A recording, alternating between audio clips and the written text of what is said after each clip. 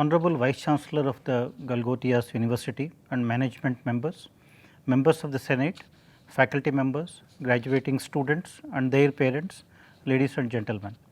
First of all, my hearty congratulations to the graduating students who are receiving medals and degrees today. My congratulations are also due for their parents. From this day, you begin a new journey in your lives, a journey which I am sure will be exciting, enriching and rewarding. I consider Galgotias University as one of the good private universities in the country. We are going through difficult times. You will be remembered as COVID batch for the rest of your life. You will also remember these times with a lot of nostalgia. Always remember, the only way to survive this period is through self discipline and a lot of resilience. Develop that never give up attitude. Like many students here, I have also had very humble beginnings. I hail from a small rural area called Kollapur in Mahabubnagar district, Telangana state, and studied in government schools in Telugu medium until my 12th standard. Coming from a lower middle class background, I knew that education is my only avenue to move ahead in life and find a good job. Getting good marks in the examination was all that mattered at that time.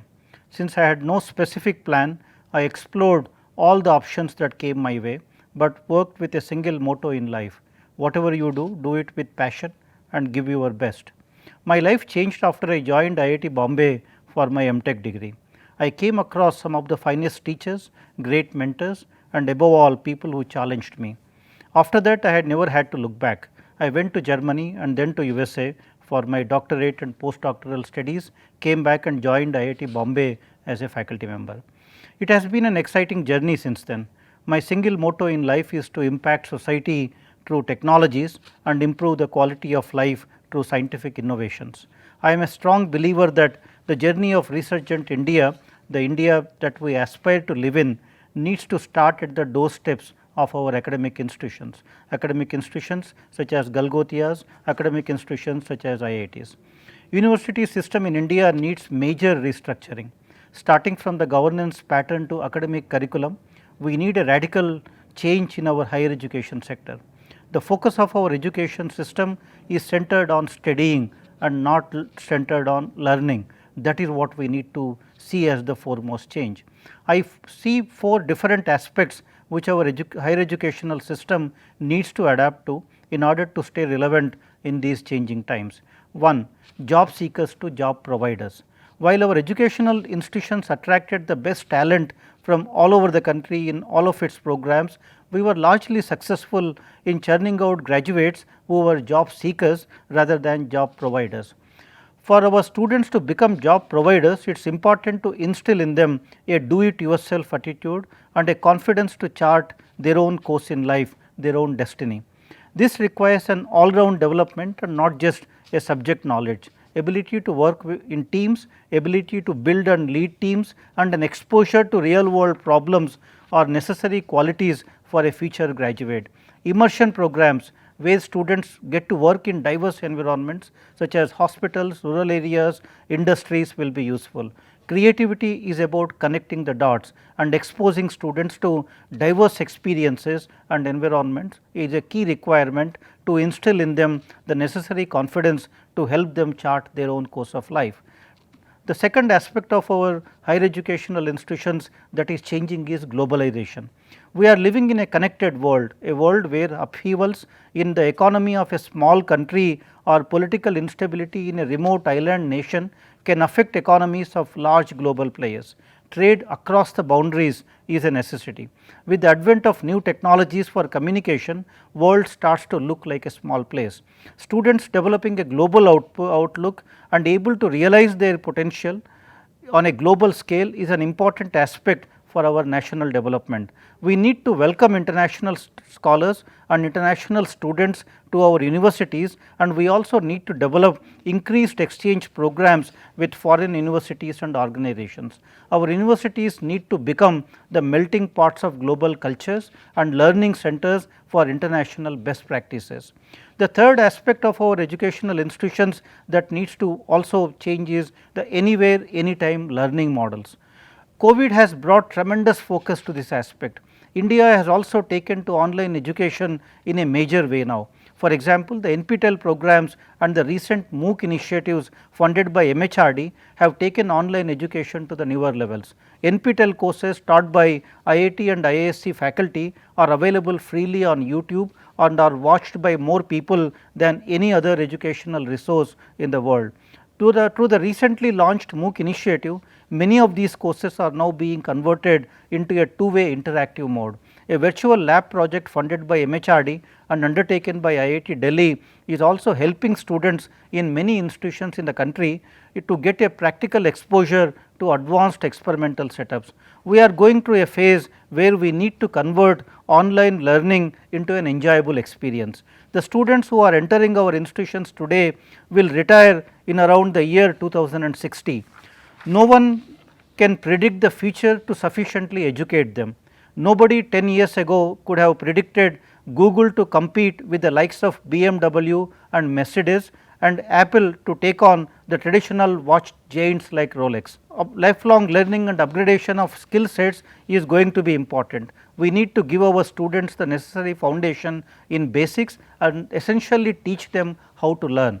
The fourth aspect of our educational institutions which needs to change is that our educational institutions need to become idea factories. A significant amount of good quality research is currently happening in our higher educational institutions. For example, IIT Delhi was ranked 39th in the world in 2018 for its research impact as per the QS ranking. Quality research undertaken by the faculty aids in the quality of educational training that we impart to our students.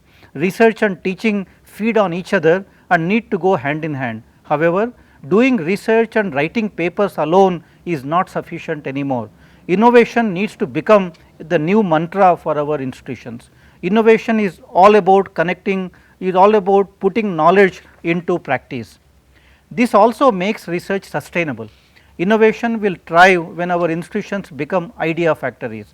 For this, we need to bring unlike minds together, unlike in terms of cultures, disciplinary training and attitudes. The three I's that must guide us in our pursuit of becoming idea factories are international collaborations, interdisciplinary research and industry startup connect. Relevance and delivery need to become the hallmark of our research and development efforts. Delivery can happen through startups, while relevance can come through exposure to society. Some fraction of the research that we undertake in our higher educational institutions must aim at solving the problems that we see around us. Having spoken about the reforms taking place in our higher educational institutions, I would now like to take this opportunity to give you, the graduating students, 3 advices as part of this convocation address. Having been in the higher education system for over 20 years now and having seen so many bright young students go through the system, I am tempted to give you these advices. The first advice is remain a lifelong student. There is so much to learn and never lose that childlike curiosity and that inquisitiveness to learn. As Mahatma Gandhi once said, live as if you were to die tomorrow, learn as if you were to live forever. Learning will take you to places and will open up new opportunities. End of learning is also end of career. Learning is also about asking the right questions. For example, much of the research that we conduct today is also about learning from nature. We call it bio-inspired research. For example, nature does not generate any waste. Waste generated by one process becomes input for another process. This simple truth, if followed in our manufacturing processes, would make the earth livable and livable for the future generations. Not just development at any cost, but sustainable development needs to become a mantra for us. There is also much we can learn from nature in developing such technologies. So, remain a lifelong student and keep an open mind and learn from every source that you come across. The second advice I want to give you is you must give your 100% to whatever you do and you must also aim high. As the greatest football player Pele once said, success is no accident, it is hard work, perseverance, learning, studying, sacrifice and most of all love of what you are doing or learning to do. All of us have certain talents. How we recognize them and nurture them separates one from the other. Even the talent which looks natural is acquired through rigorous practice, concentration and dedication. I see many students living life without having found their passion, their interest. They have not explored life enough. they tend to settle down too early doing mediocre things. As some management theories seem to suggest, it takes about 10,000 hours of hard work to become an expert at something. I advise some of you to pursue higher studies and do a PhD if your family conditions permit. PhD from a good place only opens up opportunities in entrepreneurship to industry R&D and will not close any of your options.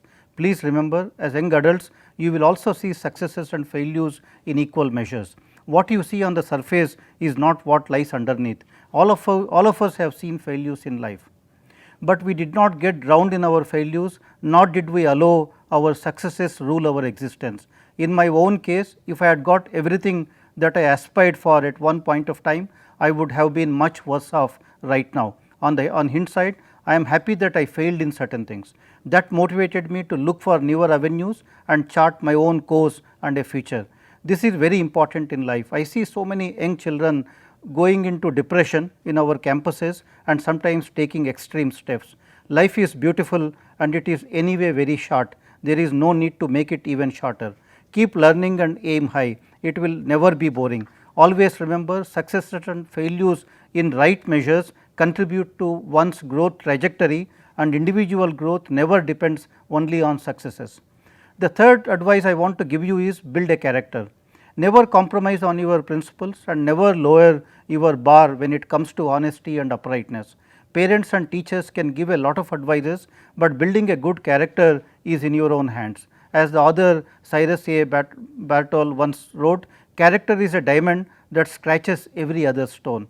Success built on honesty is everlasting and will eventually help build a society that is fair and equitable. I am sure the best among you will also come back to academics and teach in our institutions of higher learning. The country needs the best teachers. If teachers produce students who are inferior to them, it becomes a decaying function and the quest for knowledge will end. That makes the society stale. I wish all of you the best life can offer. As our ex-president late Shri Abdul Kalam used to say, dreams are not those which you see while sleeping, they are something that do not let you sleep. May you all have dreams that keep you awake, so you can experience the wonders that life has in store for you. Thank you very much for inviting for your function. Thanks.